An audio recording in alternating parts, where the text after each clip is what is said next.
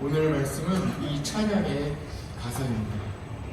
예수 그리스도의 보혈이 여러분들을 정결케 하시고 그 보혈의 피로 여러분들을 사망에서 생명으로 옮겨주셨으며 여러분들이 절망과 아주 나쁜 죄악에 빠져있을 때에 예수 그리스도의 보혈로 건져주심으로 여러분들이 새 생명을 얻었다는 말씀이 오늘 레위기의 말씀입니다. 이 레위기 17장의 말씀을 통해 여러분들 가운데 예수 그리스도의 보혈의 은혜가 함께 하시기를 간절히 원합니다. 여러분, 예수님을 잘 믿어도 주일 예배 한 번도 빠지지 않아도 삶에 이해되지 않는 일들은 일어납니다. 저는 불교 고등학교에 들어갈 때까지 전혀 믿기지가 않았습니다. 어떻게 제가 불교 고등학교에 간다는 거, 아니 내가 어떻게 거기에 가게 되었는지 도저히 이해가 가지 않았어요. 하루 종일 그 통지를 받고, 물론 이제 중학교 3학년 어린 나이였지만 도대체 내 삶에 어떤 죄를 지었길래 분명히 큰 죄는 없는 것 같은데 다 회개한 것 같은데 왜 내가 이런 어려움을 당해야 하는지 저는 도저히 이해가 가지 않았습니다. 하나님이 살아계신다면 내 삶에 이런 일이 일어날 수 있는가 도저히 이해할 수가 없었습니다. 여러분들은 별일 아니라고 생각하실지는 몰라도 저는 정말 밤새도록 울면서 하늘이 무너진 느낌이었습니다. 그 이후로 제가 신학교에 들어가고 목회자의 길을 걸어가면서도 이해되지 않는 부분이었어요. 그런데 목사 안수를 받고 주례를 하면서 그 이유를 깨닫게 되었습니다. 한번 말씀드린 적이 있죠. 신부 어머니가 비구니 스님이 되셨고 신랑 쪽은 권사님 가졌는데 두 신랑 신부가 와서 저에게 주례를 해달라는 거예요. 그러면서 일반 예식으로 해달라고 하는 것을 제가 전문가입니다 이렇게 이야기를 하고 가서 주례를 해드렸습니다. 신부 쪽에는 스님들이 다 앉아 계시고 신랑 쪽에는 권사님들이 다 앉아 계셨는데 제가 찬송을 아주 힘차게 부르고 그리고 말씀드린 할렐루야를 시작하면서 저는 불교 고등학교를 나온 목사입니다 하고 고백을 했더니 스님들이 아주 빵 터져가지고 그리고 스님들도 예수님 믿어야 천국 갑니다, 구원 받습니다 이렇게 이야기했더니 스님들은 아멘은 안 하시지만 표정으로 거의 아멘 하셨어요. 자기들이 키운 목사를 얼마나 대견하겠습니까? 아주 이해가 되는 거예요. 도대체 나는, 여러분들 선생님 가십니까? 불교 고등학교는 완전 절이죠. 그러니까 나는, 우리 집은 교회인데 우리 아버지는 목사님인데 내가 왜 이렇게 어려움을 겪어야 하는지 주일날에 꼭 학교에 나오라는 거예요. 주일날 시험을 봐요. 모의고사를 주일날 보는 거예요. 좋은 자격을 주일날 받는 거예요. 근데 안 갔죠. 그런데 여러분들 아시다시피 수능은 제가 훨씬 더 잘 봤습니다. 하나님이 은혜를 주시는 거예요. 그러니까 그래도 이해가 안 가죠. 나중에 목사 안수를 받고 하나님의 종이 되어 일을 하다 보니 사역을, 사명을 감당하다 보니 이해가 됩니다. 그래서 나를 불교 고등학교에 보내셨는가 보다. 조금씩 이해가 가는 거예요. 그런데 하나님께서 성도님들을 저에게 붙여주시는데 꼭 불교에서 개종해서 교회 나오시는 분들을 그렇게 붙여주시는 거예요.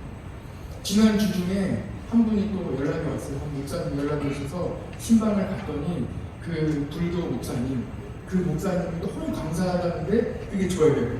그래서 그분은 누구냐면은 불교 전체 신호회 회장님이셨어요. 그러니까 우리로 말하면 전국 여성교회 회장님이셨어요. 근데 그분이 예수님을 믿게 됐어요. 한 사건을 통하여 교회에 나오게 됐고, 그런데 그분이 예수님 믿고 교회에 잘 나오는데 해결되지 않는 게 있었어요. 그게 뭐냐면은 집안에 불상이 있고 부적이 많이 있고 모아놨어요. 부적도 많고 영주 있잖아요. 큰 거 작은 거 다양한 영주들이 다 있는데 그것을 처리를 못하고 있는 거예요. 어떻게 해야 될지 모르는데 제가 불교고등학교 나왔다고 하니까 조심스럽게 부탁을 하셨어요. 그래서 그 바로 전문가입니다. 제가 불상 제거 전문 목사. 그래서 제가 그분께 이제 말씀을 드리고 교회 보고를 하고 가서 불상과 영주와 모든 누적을 다 수거해가지고 고장에 싸서 왔습니다. 불상 제거 작전을 아주 성공적으로 완수를 했습니다. 너무 고맙답니다. 그러니까 이해가 되시죠? 제가 왜 불교고등학교를 나왔는지 이해가 가기 시작합니다. 어색하지가 않아요. 그분들을 대하고, 그리고 그분들이 어떤 이렇게 생활을 하시다가 왔는지 제가 자세히는 몰라도 어렴풋이는 알잖아요. 그러니까 그분들에게 신앙생활을 하는데 기도는 어떻게 해야 되는지, 찬송은 어떻게 불러야 되는지 하나하나 잘 안내해 드릴 수 있는 그런 목회자로 하나님께서 미리 계획해 주셨습니다. 그러니까 하나님을 신뢰하게 됩니다. 그 이후로는 어떤 어려움이 있어도 내 삶에 전혀 이해가 되지 않는 사건이 있더라도 일단은 신뢰하는 거예요. 아, 하나님께서 어떤 계획이 있으신 것 같아요. 신뢰하는 마음으로 잠잠히 기다리다 보면 하나님의 은혜를 반드시 깨닫는 날이 오게 됩니다. 그리고 그 과정, 그 불상 제거한 과정은 온 가족이 다 세례를 받고 도움을 받게 되었습니다. 내 삶에 도대체 이해할 수 없는 일이 일어납니다. 그때 여러분 주님을 신뢰합시다. 그렇지 않아도 힘든데 내 삶에 주어진 이 어려움 때문에 이해되지 않는 일 때문에 힘든데 이해가 되지 않아 믿음으로 달려갈 이유조차 알지 못할 때가 있습니다. 그래도 오늘 낮에 여러분들과 말씀을 나눈 것처럼 힘들어도 도저히 이해가 안 돼도 그래도 또 기도의 자리로 나아가야 됩니다. 믿음의 길을 걸어가야 됩니다. 그래도 믿음으로 교회에 나와야 합니다. 믿음의 길을 걸어가고 또 걸어가고 달려가야 합니다. 여러분 한번 달려보십시오. 무슨 운동이든 한번 해보십시오. 그러면은 처음에는 한 두 주는 뒷버서 조금 할 수도 있습니다. 그런데 벌써 둘째 주, 셋째 주가 되면요 안 할 이유가 벌써 매일같이 두 가지, 세 가지. 오늘은 내가 너무 피곤해서 못하겠다. 오늘은 내가 너무 바빠서 못하겠다. 오늘은 내가 너무 늦어서 못하겠다. 사람 너무 많이 만나서 못하겠다. 여러 가지 이유가 다 있어요. 그런데 그것을 극복하고 그날도 나가야 됩니다. 박차고 나가야 됩니다. 눈이 오고 비가 온다. 그럼 실내에서 뭐라도 해야 됩니다. 그래야 심장이 바뀌는 일. 오늘도 나가야 됩니다. 믿음의 길을 걸어가야 됩니다. 그래야 예수 그리스도의 심장으로 바뀌는 하나님의 은혜가 있습니다. 달리다가도 정말 포기하고 싶을 때가 있습니다. 그러나 그때에도 달려가야 합니다. 오늘 말씀의 11절을 보십시오. 11절이 오늘 말씀에 여러분들과 함께 나누고 싶은 말씀인데요. 하나님께서 분명히 말씀하십니다. 육체의 생명은 피에 있다고 말씀하십니다. 그렇기 때문에 11절의 말씀을 보면 동물을 잡아 그 피를 뿌림으로 속죄함을 받습니다. 그러니까 예수님이 오시기 전에는 동물을 잡아 그 피를 제단에 뿌림으로 죄를 용서받았어요. 그래서 죽을 수밖에 없는 그 죄로 인하여 죄값을 받아야 되는데 그 피로 인하여 동물의 피로 인하여 그 죄가 사하여지고 그 건에 대하여는 그 사건에 그 죄에 대하여는 죄를 용서받는 사함을 받는 하나님의 은혜를 얻게 되는 것입니다. 동물을 대신 잡은 피로 생명을 대신하는 것입니다. 그 피로 인해 죽음에서 건짐을 받고 생명을 얻습니다. 생명이 피에 있으므로 피가 죄를 속하게 됩니다. 여러분 이 말씀이 무슨 말씀입니까? 이 말씀은 어떤 말씀이냐면요 하나님이 여러분들을 사랑하신다는 거죠. 한마디로 하나님은 여러분들을 사랑하신다는 말씀입니다. 그런데 하나님의 사랑을 우리들의 내가 가지고 있는 상식선에서 이해하려고 하면 안 됩니다. 내가 알고 있는 내가 사랑하는 내 사랑의 이 울타리 안에서 내가 가지고 있는 내 그 사랑의 그릇 이 안에 하나님의 사랑을 담으려고 하면 안 됩니다. 내가 알고 있는 그 하나님의 사랑의 상식 수준으로 하나님의 사랑을 이해할 수 없습니다. 하나님을 내가 가지고 있는 사랑의 틀에 가두려고 하지 마십시오. 아무리 여러분들이 큰 사랑을 가지고 있다 하더라도, 여러분들이 어떤 큰 사랑을 이해하고 있다고 하시더라도, 또는 어떤 감동적인 사랑의 이야기를 여러분들이 알고 있다 하더라도 그것은 하나님의 사랑보다는 작습니다. 비교할 수 없을 정도로 작은 사랑입니다. 하나님의 사랑은 무한한 하나님 자체가 사랑이십니다. 어디에도 담을 수 없는 하나님의 사랑이 있습니다. 하나님은 독생자 예수 그리스도를 우리에게 내어주시기까지 우리를 사랑하셨습니다. 이 사랑을 어떤 것과 비교할 수 있겠습니까? 예수님은 십자가에 달려 피를 다 흘리시기까지 그 목숨을 우리를 위하여, 우리를 살리기 위하여 다 내어놓으시기까지 우리를 사랑하셨습니다. 그 사랑은 누구도 흉내낼 수 없는 사랑입니다. 상상도 할 수 없는, 이야기로 써내려갈 수조차 없는 완벽한 사랑이 여기에 있습니다. 그 사랑이 바로 하나님의 사랑입니다. 여러분, 예수님을 믿는다는 것, 교회에 나온다는 것은, 예수님을 그리스도로 고백한다는 것은 우리가 가지고 있는 상식을 뛰어넘는 것입니다. 여러분들이 상식으로 믿음을 가지고, 상식으로 교회에 나오고, 상식적으로 상식을 가지고 믿음 생활하면서 어려울 때에는 기적을 바라는 것은 말이 안 됩니다. 그래서 우리는 교회에 나올 때에도 상식을 뛰어넘어 믿음 생활을 해야 됩니다. 우리의 상식 수준으로 예수님을 믿는 게 아닙니다. 예수님은 능력이십니다. 예수님은 생명이십니다. 오늘 그 말씀을 하고 있는 거예요. 생명은 피에 있는데, 생명은 보혈에 있는데, 예수님은 누구십니까? 나는 부활이요 생명이요. 생명이 예수님께 있습니다. 생명이 누구십니까? 예수 그리스도입니다. 그 큰 사랑을 우리가 어찌 이해할 수 있겠습니까? 우리의 죄는 오늘 말씀에 반드시 피로 보상해야, 피를 흘려야 그 죄가 사해진다고 하는데, 얼마나 피를 흘려야 우리의 그 많은 죄를 다 사할 수 있겠습니까?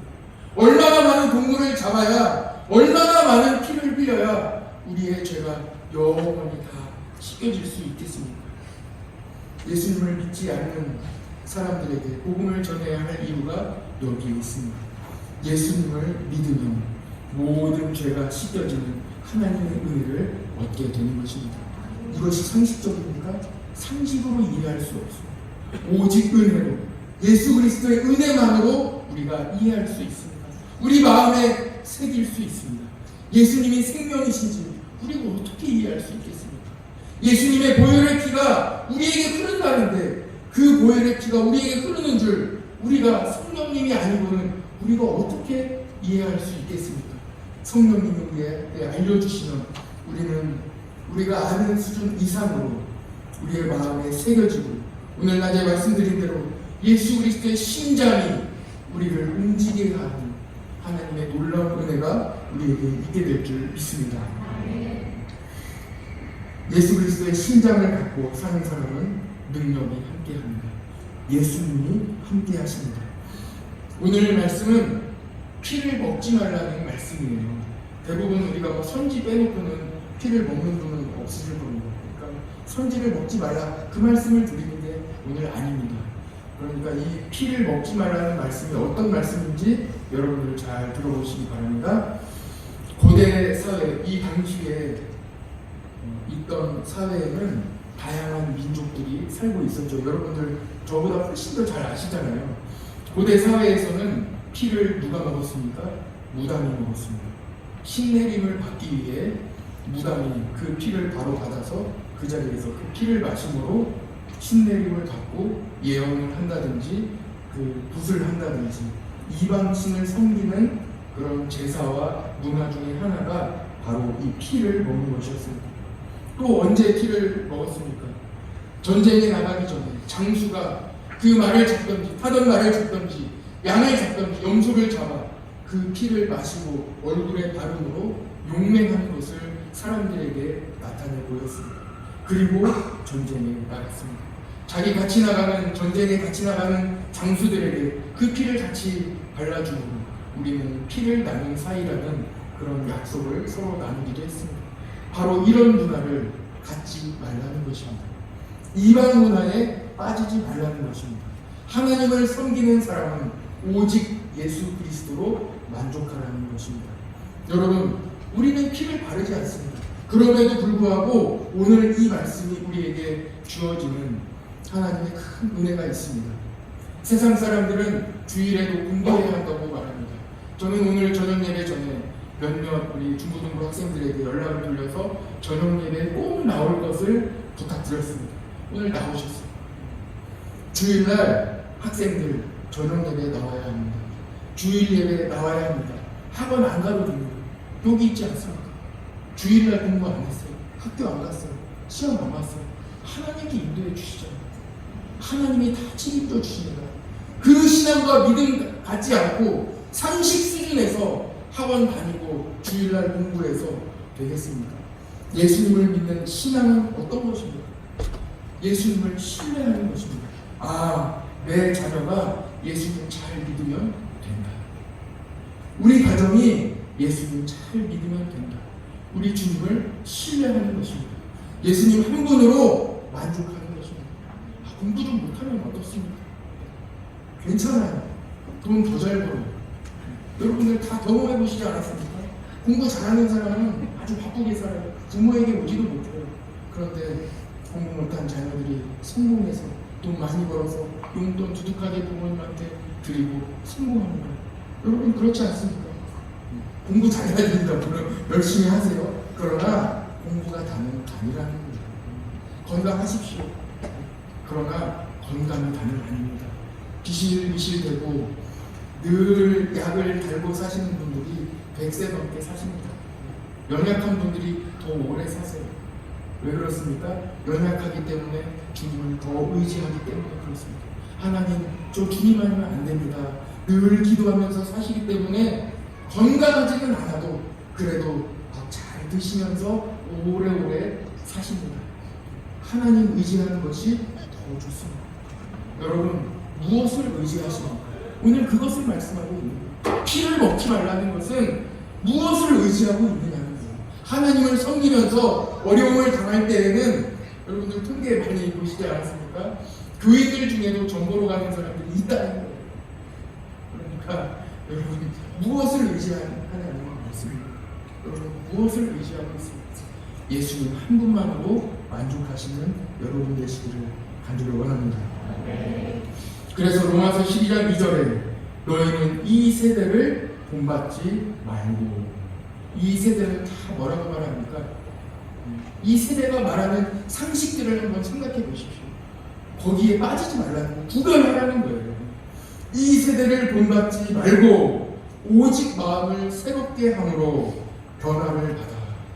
오늘 낮에 말씀 나누지 않았습니까? 예수 그리스도의 심장을 가지고 변화를 받아라는 거예요. 구습을 쫓아가는 옛사람을 다 벗어버리고 욕심을 쫓아가는 옛사람을 다 벗어버리고 이제는 예수 그리스도의 심장을 가지고 새 사람을 입으라는 말씀입니다. 새롭게 함으로 변화를 받아 하나님의 선하시고 기뻐하시고 온전하신 뜻이 무엇인지 분별하도록 하라. 여러분들의 삶에 분별하시는 예수 그리스도 이외에는 오늘 낮에 나누었던 사도 바울이 고백하는 것 같이 예수님 이외에는 배설물로 여깁니다. 하나님의 은혜가 있기를 간절히 축복합니다. 예수님 잘 믿으면 그 이외의 것, 다른 것들이 자동적으로 따라오게 됩니다. 이 세대를 본받지 않으려면 마음을 새롭게 함으로 변화를 받아야 합니다. 마음을 새롭게 한다는 말씀은 예수 그리스도의 심장으로 새롭게 변화받는 것입니다. 예수 그리스도의 심장을 가진 사람은 삶이 변화받습니다. 세상은 어떻게 가르치는지 딱 한 가지만 여러분들하고 나누겠습니다. 세상은 뭐라고 가르칩니까? 세상의 상식은 절대로 손해보지 말라고 가르칩니다. 그렇지 않습니까? 그래서 손해를 보상해주는 그런 상품들도 많이 있습니다. 손해보지 말라. 절대 손해보지 말라고. 받은 만큼은 갚아줘야 된다. 절대 손해보지 말라고 합니다. 이것이 상식이고 이것이 다 통용되는 피입니다. 그러니까 다 이걸 마시는 상식 수준으로 손해보지 말라는 거예요. 조금만 손해보면은 마음 아파하고 조금만 손해보면은 다시 내가 봐야 되기 때문에 내가 손해보면은 안 되기 때문에 전혀 잠을 못 이루는 삶을 살아가고 있습니다. 그 모든 사람들이 다 그래요. 그런데 예수님은 뭐라고 말씀하십니까? 뭐라고 말씀하십니까? 예수님은 원수도 사랑하라. 원수를 사랑하라고 하십니다. 손해보라는 거예요. 오리를 함께 가자고 하면 신리를 같이 가라. 겉옷을 달라 하면 속옷까지 내줘야 합니다. 손해보라는 거예요. 오른뺨을 맞으면 왼뺨을 돌려드리는 거예요. 제가 중학교 때 짝꿍하고 갑자기 싸웠어요. 갑자기 그렇지. 둘이 주번이었는데 칠판을 안 지워가지고 혼났거든요. 수업 시간이 끝나자마자 둘이 동시에 일어나가지고 치고받고 싸우는 그 순간이 딱 된 거예요. 근데 그때 이 주마등같이 머릿속에 드는 생각이 오른밤을 맞으면 왼밤을 불러대라 이렇게 말씀이 생각나가지고 제가 같이 상대를 하지 못하고 맞았어요. 그때 부분은 털이 아직까지 보이지 않습니다. 그런데 그 친구를 전도하게 됐어요. 결국은 그 친구를 전도했어요. 중고등학교 시절 같이 교회에 다녔어요. 그리고 그 친구는 지금 소방관이 되었어요. 군대도 같이 갔어요. 교회를 같이 다녔어요. 그런 친구가 되었어요. 한 번은 차를 운전해서 가는데 이제 마주치지 않습니까? 근데 마주치니까 길은 좁으니까 한쪽으로 완전히 비켜섰어요. 차 운전해서. 그런데 상대방 차가 너무 가까이 오는 거예요. 그러면 결국은 이 차를 제가 운전하던 차를 이렇게 긁고 이렇게 가는 거예요. 그리고 좀 있다가 저쪽에서 섰어요. 어떻게 해야 되겠습니까? 저는 서 있었고 그분이 가다가 이건 뭐 100%는 없다고 하지만 그래서 제가 어떻게 해야 될까 잠깐 이렇게 생각을 하다가 그분께 여쭤봤습니다. 교회 다니십니까? 여쭤봤습니다. 그랬더니 그분이 자기 부인하고 자기 아내하고 자녀는 교회 다니는데 자기는 안 다닌다. 제가 눈물을 머금고 이번 주에 교회에 나오실 수 있으시겠습니까? 그러면 그냥 갑시다. 교회에 나오신다고 하면 그냥 갑시다. 그랬더니 그분이 믿지를 못해요. 저는 목사다. 이렇게 얘기했더니 요즘 그런 뺑소니로 또 위장하는 사고가 얼마나 많이 있겠습니까? 그러니까 저를 믿지를 못해요. 그러면 제 핸드폰 전화번호 이렇게 알려드리고 주보에 또 제 이름 나와 있으니까 제 주보도 드리면서 서로 연락처를 주고받고 헤어졌어요. 그분이 교회에 나왔어요. 교회에 나왔고 나중에 어떤 일로 인해서 수백만 원을 이렇게 보상해야 하는 일이 저희 가정에 있었는데 하나님께서 그것을 탁 막아주셨어요. 그런데 그 금액이 대략 계산해 보니까 거의 20배 정도 되더라고요. 그 금액이 당시 만약에 제가 보상을 받았더라면 받았을 그 금액과 하나님께서 보상해 주는 그 금액이 20배 정도는 돼요. 그러니까 여러분 손해 보십시오. 복음 때문에 손해 보십시오. 눈물을 머금고 손해 보십시오. 예수님 전하고 손해 보십시오. 그리고 복음 전하다가 손해 보십시오. 손해 봅니다. 그러나 하나님은 여러분들의 그 손해를 절대 잊지 않으십니다. 주일날 공부하지 마십시오. 손해 보세요. 그런데 하나님은 잊지 않으시는 거예요. 믿음을 잊지 않으시는 거예요. 그리고 세상은 보상해주지 않습니다. 세상에서는 손해봐요. 그러나 하나님이 갚아주시는 거예요. 세상에서는 1대1로 갚아주면 많이 받는 거예요. 그러나 하나님은 보십시오. 적어도 20배는 하나님이 갚아주십니다. 제가 받은 복이 그것뿐이겠습니까? 엄청난 복을 하나님이 부어주십니다. 믿음으로 살아갈 때, 피를 마시지 않을 때, 세상 문화에 젖어들지 않을 때, 세상 사람들이 다 피를 의지해서 살아갈 때에 그 피를 마시지 않을 때 하나님께서 손해보는 우리를 기억하셔서 우리가 손해본 그 장소에 그만큼이 아닌 수십 배, 성경에 보면 30배, 60배, 100배라고 말씀하시지 않습니까? 그만큼의 은혜를 우리에게 보상해 주시는 것입니다. 여러분, 어떻게 사는 것이 맞겠습니까? 믿음으로 사시기 바랍니다. 하나님은 절대 잊지 않으십니다. 예수 그리스도의 보혈의 능력입니다. 복음을 위해 손해보십시오. 하나님이 갚아주십니다. 하나님은 상식과 법으로 우리를 구원하신 게 아닙니다. 상식과 법으로 우리를 구원하셨다면 우리가 어떻게 되겠습니까? 어떻게 갚으시겠어요? 그 하나님의 그 크신 사랑을 어떻게 우리가 갚겠어요? 우리가 이 상식으로는 받을 수 없는 사랑을 우리가 이미 받았습니다. 그런데 우리가 하나님 앞에 상식적으로 그 상식의 수준에서 믿음 생활을 하려고 하십니까? 아닙니다. 능력의 예수님을 붙드시기를 바랍니다. 그보다 더 큰 사랑, 상식과 법으로는 설명할 수 없는 완전한 사랑을 우리에게 주셨습니다. 예수 그리스도의 보혈의 능력입니다. 예수님이 흘리신 십자가의 보혈의 사랑으로 우리를 살려주셨습니다. 그리고 우리를 불러주셨습니다. 보혈로 우리를 살려주셨을 뿐만 아니라 우리를 불러주십니다. 살려주시기만 해도 감사한데 우리를 불러주시는 분, 하나님의 사명을 감당하는 자로, 하나님을 찬양하는 자로, 하나님의 복음에 참여하는 자로 우리를 불러주시는 거죠. 우리에게 할 일을 주시는 거예요. 우리를 성장시켜 주시고 우리가 하나님의 일을 할 수 있도록, 감당할 수 있도록 힘을 주시는 것입니다. 그 피가 마음속에 큰 증거가 됩니다. 여러분들의 가슴마다 하나님의 사랑이 담겨있지 않습니까? 하나님이 여러분들을 구원해 주신 일들, 하나님이 여러분들을 도와주신 일들, 하나님이 여러분들에게 베풀어 주신 그 크신 사랑들을 여러분들은 다 마음속에 증거로 갖고 계시지 않습니까? 상식 수준으로 여러분들이 그것을 경험하셨습니까? 저는 여기서 말씀드릴 수 없는 상식적이지 않은 수많은 하나님의 도우심을 저는 경험했습니다. 하나님의 도우심이 아니었으면 저는 어떻게 신학대학에 갈 수 있었겠습니까? 하나님의 도우심이 아니었겠으면 어떻게 목사고시를 통과할 수 있었겠습니까?